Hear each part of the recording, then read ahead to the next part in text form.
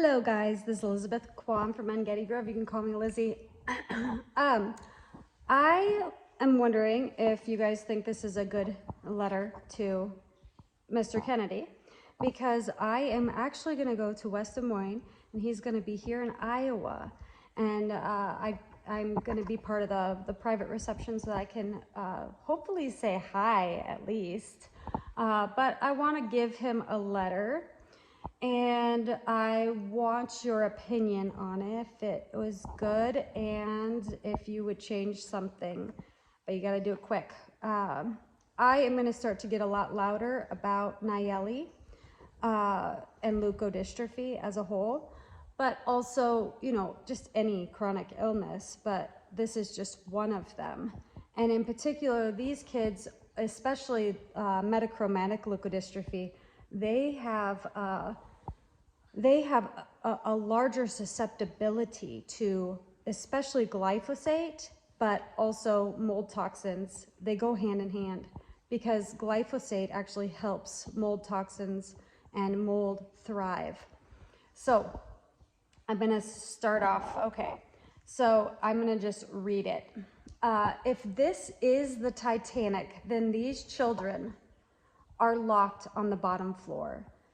I want to say, praise God, Nayeli has healed and she doesn't have any symptoms, but I'll get to that. Help me instigate the minds of scientists to think of these children as the canaries in a coal mine. Help our children get functional nutritional doctors on the scene of standard health care. Two of my favorite doctors who I think you would love to contact and have on your podcast are Dr. David Brownstein, who has really shined a light on iodine and was suppressed and censored greatly during COVID, and Jill Krista, who has done a lot for biotoxin awareness, specifically mold illness, along with Shoemaker. Of course, I love your dear friend, Dr. Hyman, as well, because they are friends. This is my sweet girl, Nayeli Joy. I was told she had leukodystrophy. Leukodystrophies are lysosomal storage disorders or other enzyme deficiencies, demyelinating disorders of the brain. In children, collectively, they affect 1 in 7,000 births now, and they were first described in 1980. Now, 30 to 40% of them are of unknown genetics. When parents learn it is genetic, they just give up. They don't understand that this could be a genetic susceptibility. Children like this can plateau and some do not progress in demyelination for years. How is that? If it were mold, that could make sense. They also have many other symptoms indicating mold illness: insomnia, digestive issues, teeth issues, acid reflux, pain, seizure-like events and seizures, the list goes on and on. Mold was the root cause to Nayeli's issue. Mold caused the gluten allergy that was accelerating her deleterious mental state. Taking out gluten gave her little body a fighting chance against the mold mycotoxins that were trying to take over her small little body to prepare her to be decomposed by fungus. Pollution makes fungus more of an issue. Pollution kills biodiversity and lets fungus thrive. Fungus can cause fatty liver, insulin resistance, neurological disorders, mental health issues. It can accumulate heavy metals. I mean, it goes on and on of what it can do. It can accumulate heavy metals. It loves pollution. It can even eat glyphosate, and glyphosate can facilitate fungus to take hold of the microbiome and colonize the body. It also coexists with Lyme disease rather ominously. Leukodystrophies can strike at any time. It operates much like an autoimmune disorder. In older patients, the first symptoms can look more like mental health issues. I myself, my baby just woke up, so I'm rocking her with my foot. Hopefully she won't cry too much. All right, so I myself had an episode of what seemed like a manic state of bipolar.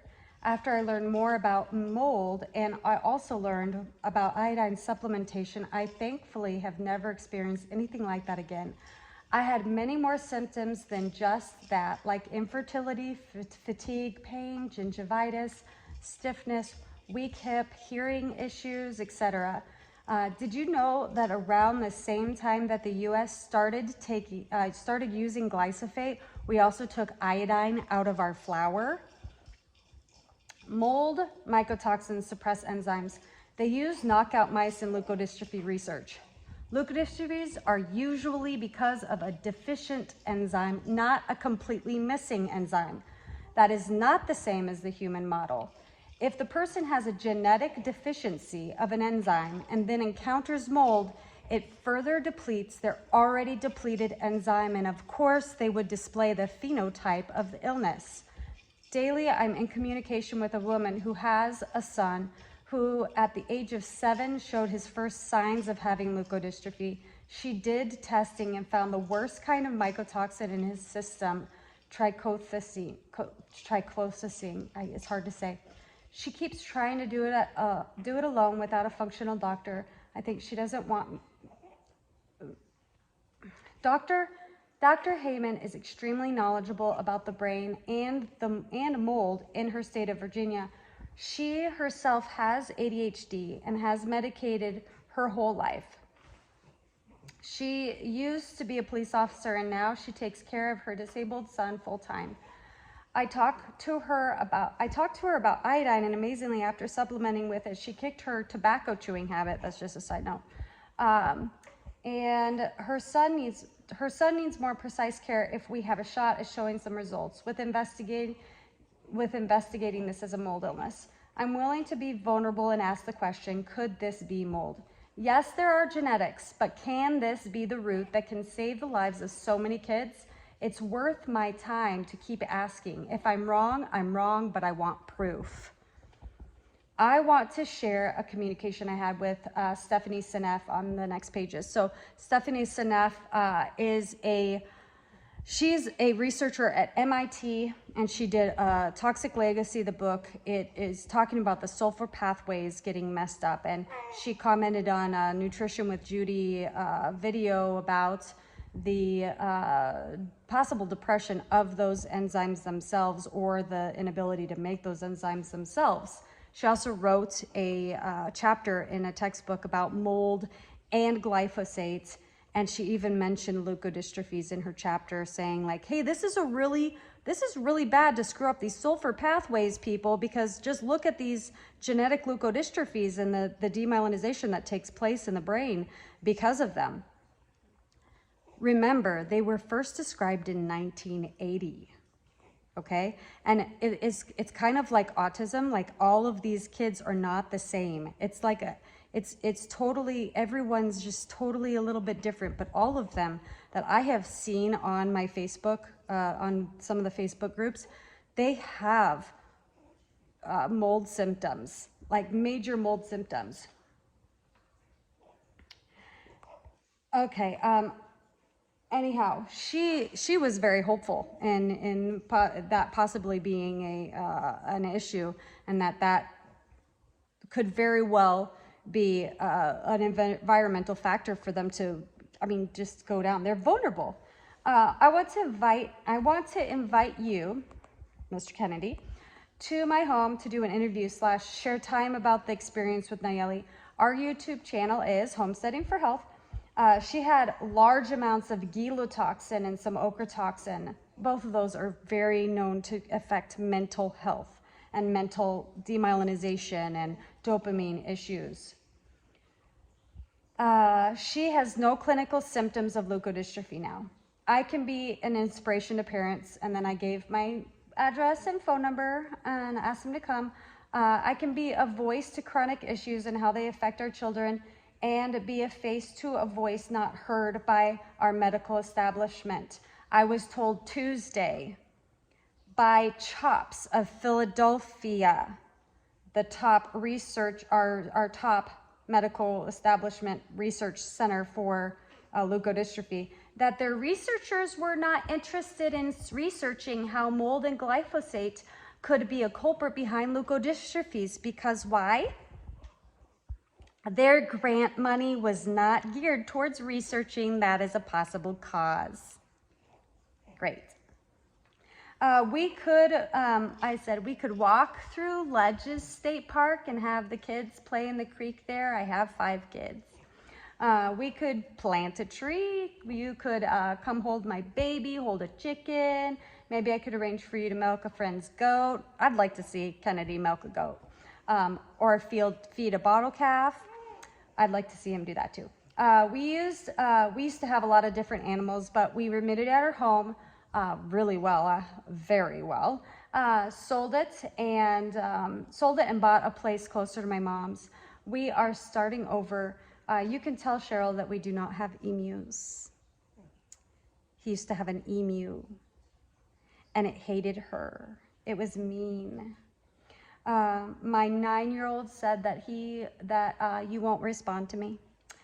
And I said, well, you know how he will for sure not respond to me? He said, how? And I said, if I never reach out. And I can do it again and again and again. And then he said, he's probably going to start to hate you. And I feel like that's an affordable thing, in my opinion. I don't mind being annoying for a good cause. All right, so I said, thank you for being an inspiration. Thank you for your convictions, and thank you for your hard work. I love you, Bobby. God bless you and make you stronger and stronger. Lizzie Quam. All right, what did you guys think? Leave a comments.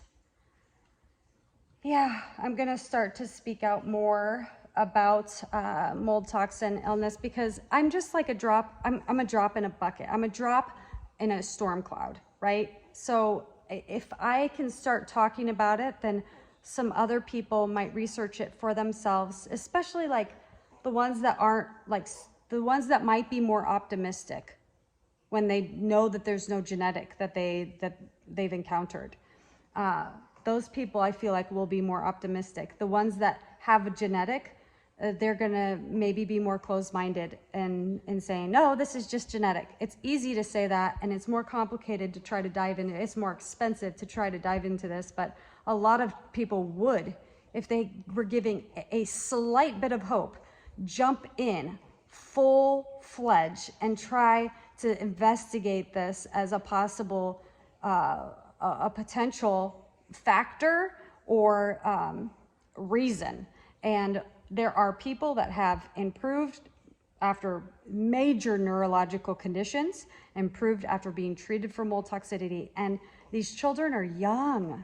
And I feel like if they are young, then their bodies may be able to have the capacity to be able to bring themselves out of it even more. And I also think about the susceptibility. So mold depreciates, it downregulates the vitamin D receptor.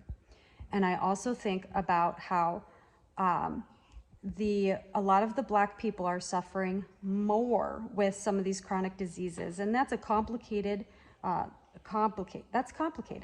But I think a large factor has to do with they need more vitamin D than anyone. And if there's a depreciation of vitamin D, and we all know that, well, no, we all don't know, vitamin D is extremely important for the immune system, extremely important for your brain, extremely important for detoxification, extremely important antifungal. Okay, anyhow, extremely important for DNA replication, all these things. Extremely important for repairing wrong DNA manuscripts.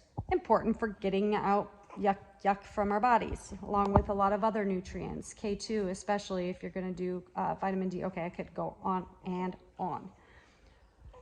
Anyhow, what do you guys think of that letter?